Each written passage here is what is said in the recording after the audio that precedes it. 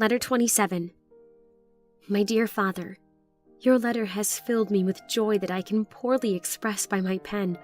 It assures me that you are certain to leave at the new moon, and after a few days' delay at Gaza, that you will be with me not many days afterward. This letter I shall send to meet you at Gaza. In it I shall make known to you the particulars of the greatest miracle of power and love above all those wonders which Jesus has done. When Mary and Martha had dispatched the message to Jesus, as I have already stated, they began to be more cheerful with newborn hope, saying, If our dear Rabbi, the holy prophet, comes, he will heal him with the word, as he has done so many of the sick.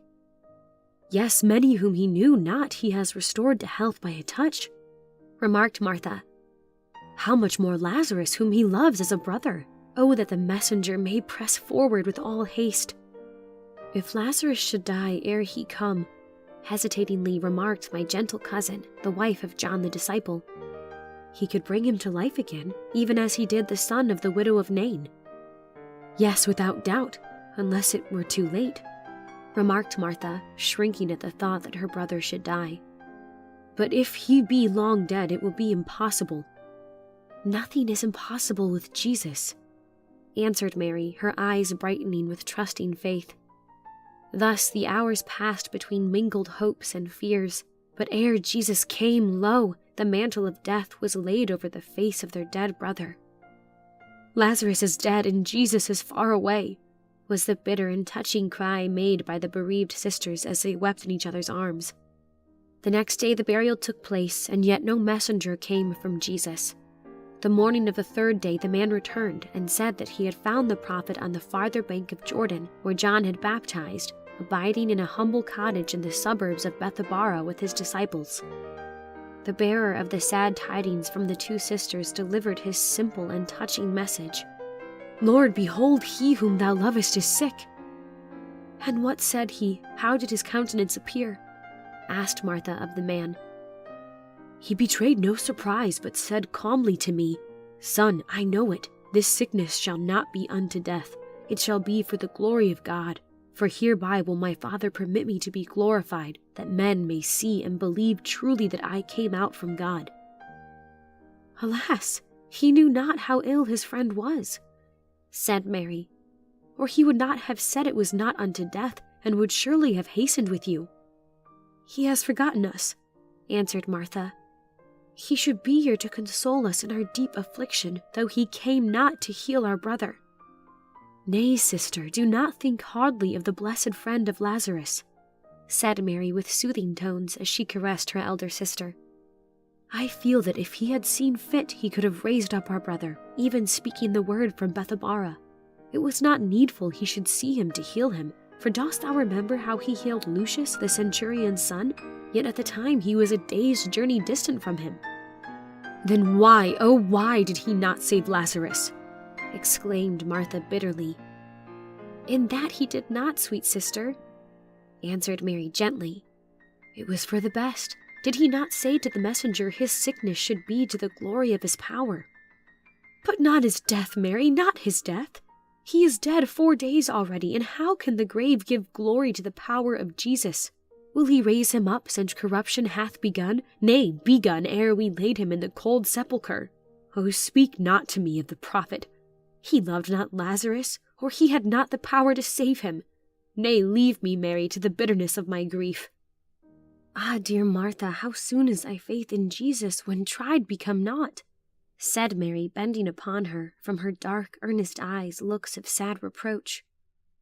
Shall one day overturn your years of holy friendship for him? Because he answered not our prayer to come to Lazarus, think you he loved him not, and is indifferent to our anguish? He is wronged by your reproof, and injured by your want of confidence in his love and care for us. While they were thus discoursing, one came running swiftly towards the house, and breathless with haste, cried to them and to the Jews sitting there who had come to comfort them concerning their brother, The prophet, the Nazarene, he comes! Almost at the same moment, Elic the Gibeonite entered and said, Jesus, Messiah of God, is at hand. He already entereth the village, followed by his disciples. At this intelligence, the mourners who sat with Mary and Martha in the vine porch rose up to go and meet him, But Martha, shrieking with the reaction of sudden joy, sprang up and more quickly than they reached the street and flying with great speed came where Jesus was. Mary, who had received the news without betraying any other emotion than the secret and holy joy of a heart that had confidence all along in her Lord, instead of hastening to meet him, rending her hair with grief like her sister, proceeded to prepare a room for the hospitable entertainment of the beloved prophet when he should come in, thus taking Martha's usual place. And when she had arranged all, she sat down with me in the house, her heart filled with joy and her face expressive of calm and quiet happiness. When Martha had come near Jesus, whom she met just entering Bethany, walking with 4 of his disciples along the dusty road and looking weary and travel-worn, she ran and threw herself at his feet, crying, "Lord, if thou hadst been here, my brother had not died." Jesus, taking her hand, raised her up and said with emotion, for he seemed deeply moved by her grief, "Death to those whom my Father loveth is sleep. The good die not. Lazarus is not dead, but sleepeth, and he shall rise again." "I know, O Rabboni, that he shall rise again in the resurrection at the last day." Jesus then said to her, lifting his celestial glances towards heaven, "I am the resurrection and the life. He that believeth in me, though he were dead, yet shall he live. And whosoever liveth and believeth in me shall never die. Believest thou this, daughter?" "Yes, Lord, I believe that thou art the Christ, the Son of God, which should come into the world.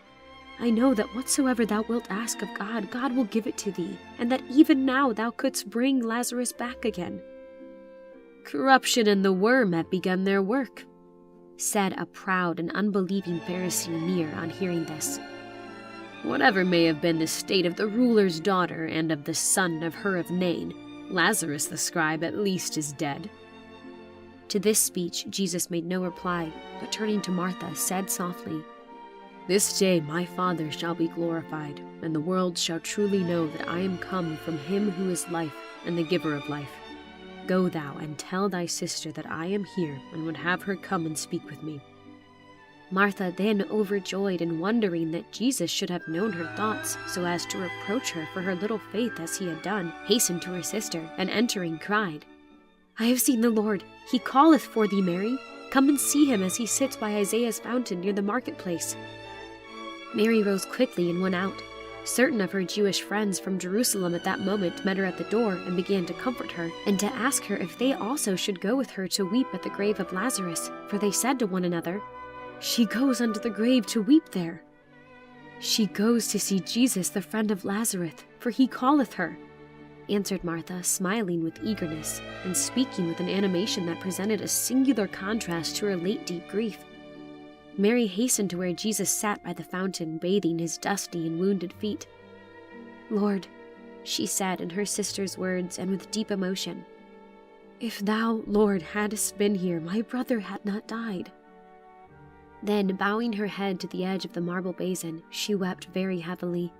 The Jews, men and women who stood about, being touched with her sorrow, also wept, while glittering tears coursed their way down the face of the beloved John, his disciple who stood near. Jesus sighed deeply and groaned in spirit as he beheld her grief and their mourning with her. His sacred countenance was marred with the anguish of his soul.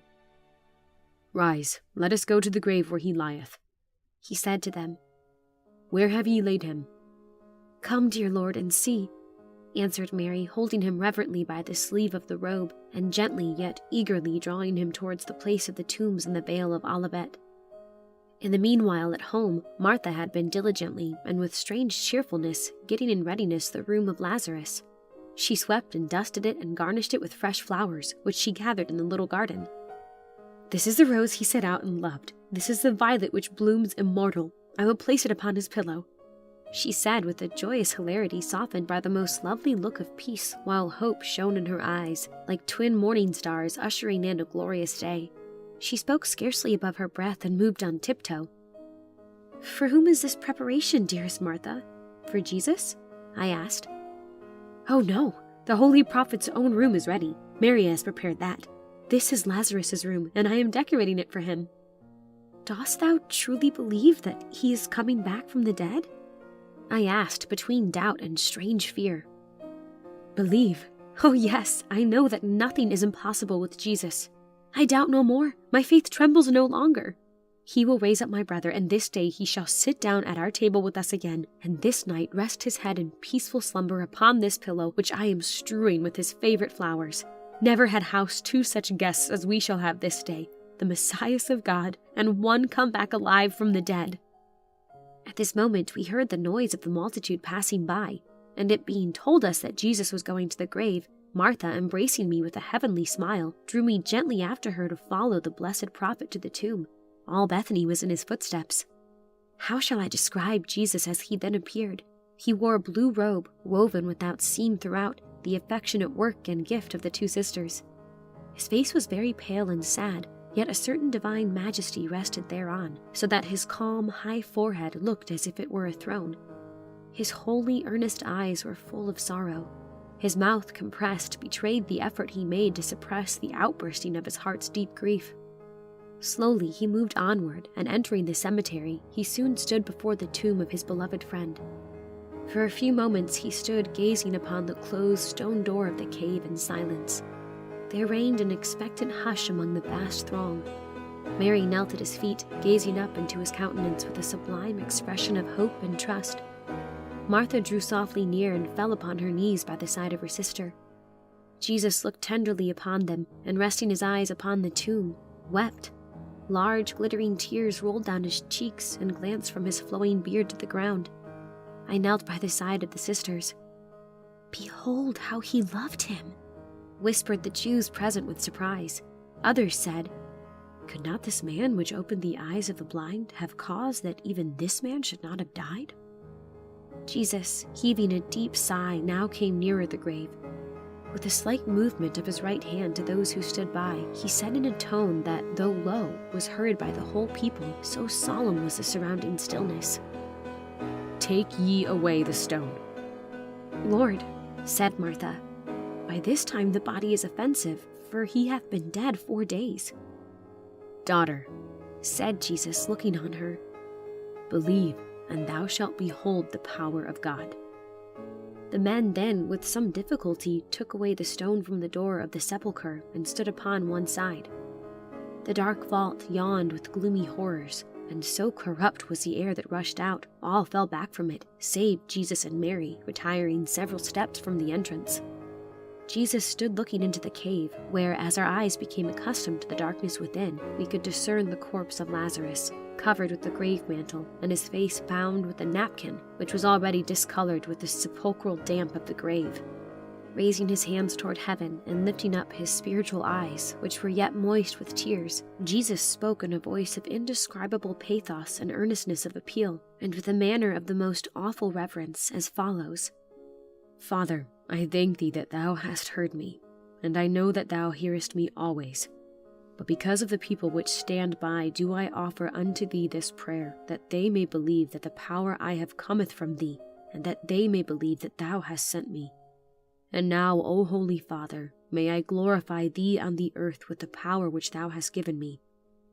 He then turned towards the tomb, and stretching forth his hand, he cried with a loud voice that made every heart quake, "Lazarus, come forth!" My blood stood still in my veins. Scarcely daring to behold, I looked and beheld what all eyes also saw.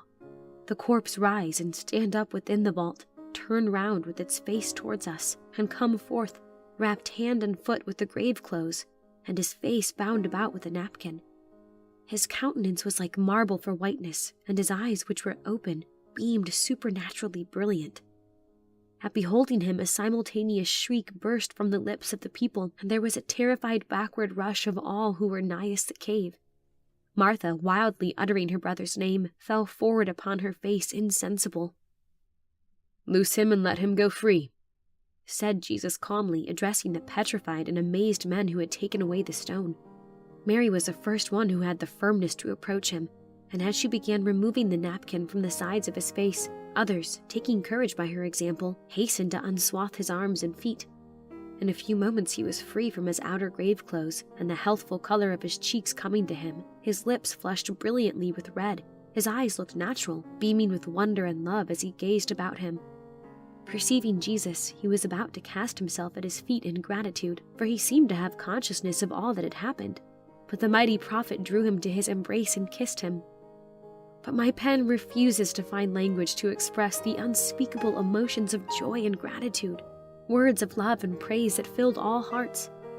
Now the great prophet, now Lazarus, and now Jesus again received the plaudits of the vast throng of people.